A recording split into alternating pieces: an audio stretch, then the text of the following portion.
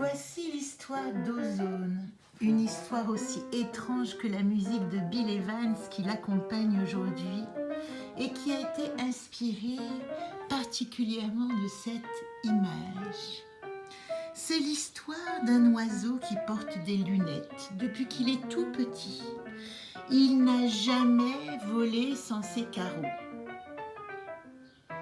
On lui a dit qu'il ne pouvait pas voir et qu'il fallait se résoudre à les porter en permanence. Mais il se dit que sans elles, ce serait pire. Déjà qu'il confond les nuages avec les rochers, tout est flou. Part vers l'ouest, en pensant se diriger vers l'Occident, heurte des objets, d'autres oiseaux, n'arrive jamais à mesurer son atterrissage et se retrouve le bec planté par terre, plus souvent qu'il ne le faudrait. Chaque voyage est un épuisement, car tout n'est qu'obstacle et précipitation, jusqu'au jour où il heurte un rocher nuage. Une fois de plus. Mais là, ses lunettes volent en éclats.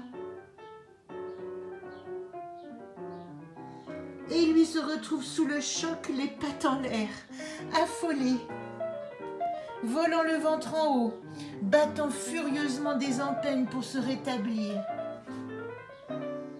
Affolé et sans repère, il ferme les yeux car il a bien compris qu'il n'a plus son précieux outillage. « Je suis aveugle », pense-t-il en plein désespoir. Il arrive à redresser la situation. Continue de planer, essoufflé de sa mésaventure, haut dans le ciel en espérant éviter les obstacles éventuels. Mais quand enfin il ouvre les yeux, il est ébloui par les formes,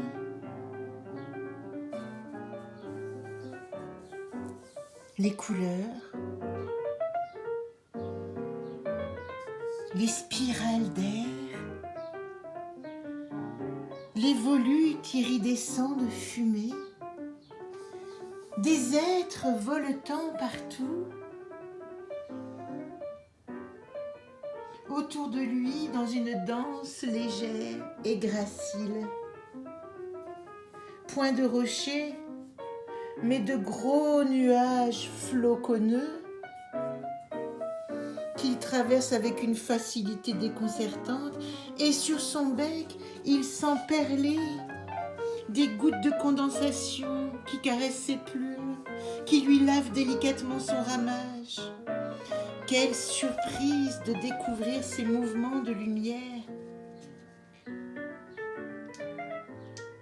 Lui qui pensait que le paysage n'était fait que d'une masse en demi-ton de gris et de brun, le monde est mille couleurs, changeantes, chatoyantes, qui s'interpénètrent et se modifient les unes les autres, changeant de forme, de silhouette, de volume,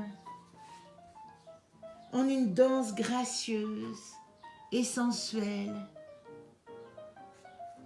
Quand il est né, on lui a expliqué qu'il ne voyait pas et que ce qu'il percevait n'était que le fruit de son imagination.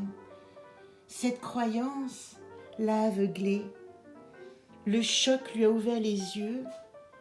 Il voit et le monde est un infini émerveillement.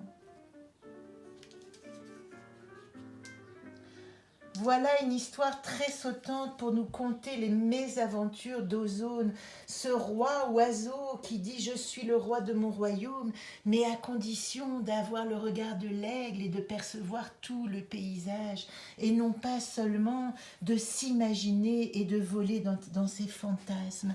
Ainsi, Dans le voyage de MC2R, le voici transformé en cette délicieuse, ingénue, audacieuse qui parcourt le monde sur son rocher. En route sur mon nuage, j'en ai fini d'être sage, dit-elle. Il vient ce jour béni qui me fait prendre de la hauteur. J'embrasse sereinement le ciel et je me lance dans ma vie. Dans l'anaconde du volcan intérieur, relié aux blessures de l'enfant intérieur, il parle de la question « Ai-je le droit de revendiquer ma place dans le monde ?» Et le mantra de résurrection lui parle d'horizon. J'apprends à profiter de ce paysage dont je suis à la fois le roi et le voyageur transitoire, l'observateur curieux de l'immense et le créateur insatiable de l'espace. Et puis, si nous nous promenons dans le voyage immobile, le jeu relié au tarot, bientôt épuisé, si vous l'aimez ce jeu, commandez-le. Ozone nous dit « En avant, ma tribu, par les monts, les vallées, les champs, les prés verdoyants, dans ce monde de 1000 couleurs ensemble, mes compatriotes de l'imaginaire, nous créons un océan de contes de fées et de merveilles. » Ozone est aussi relié au diable, la tentation de l'ego de se prendre pour le roi du monde, mais de quel monde? Si ce n'est que le monde intérieur de nos fantasmes, rien ne peut se réaliser. Mais si c'est avec la lucidité et le regard perçant de l'aigle, peut-être pouvons-nous un jour dessiner notre propre territoire, notre propre paysage, ainsi à l'image de l'artiste Li Chen dans l'anaconde d'artiste, qui nous raconte ce voyage, puisque chaque jour se renouvelle, renouvelle-toi chaque jour, et toujours renouvelle-toi entre la terre et le ciel. Et puis nous pourrions aussi, dans l'anaconde du jeu Solune, nous rappeler d'être reconnaissant pour le paysage qui nous entoure et chanter la chanson du Hola Mama en gratitude pour tout ce qui nous est apporté dans les 4 mondes et plus encore. Au-delà de Père Ciel, Grand-Père Soleil, Grand-Mère Lune, Terre-Mère, je suis vivant dans un monde rempli de bénédictions et d'opulence. Avec Ozone, j'apprends à aimer le grand, dans cet espace multidimensionnel qui m'accueille.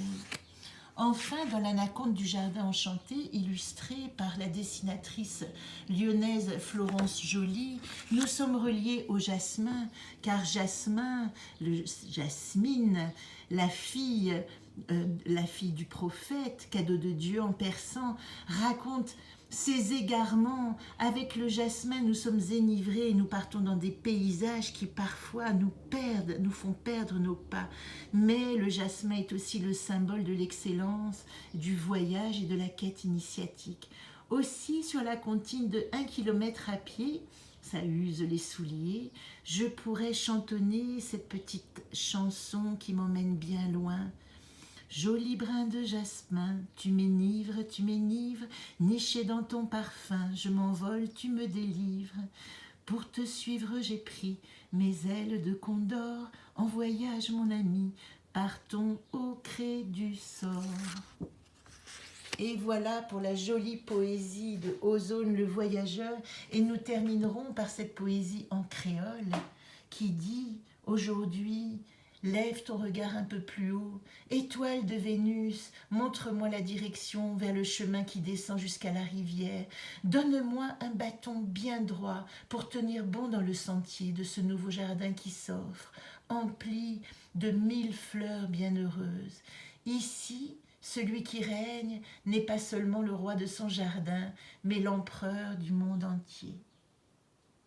Retrouvez toutes les versions des anacontes sur le site www.anacartelejeu.com et moi je vous retrouve pour une prochaine poésie des archétypes.